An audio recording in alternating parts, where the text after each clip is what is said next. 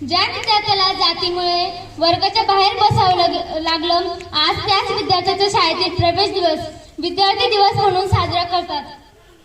7 November 1900 रोजी doctor Babasaheb Ambedkar यांचा पहिला शाळा प्रवेश झाला. त्यांच्या शाळेचे नाव गव्हर्नमेंट हायस्कूल असे होते. हा दिवस साजरा करण्याचा प्रथम निर्णय 17 ऑक्टोबर 2017 रोजी महाराष्ट्र शासनाच्या शिक्षण विभागाने घेतला.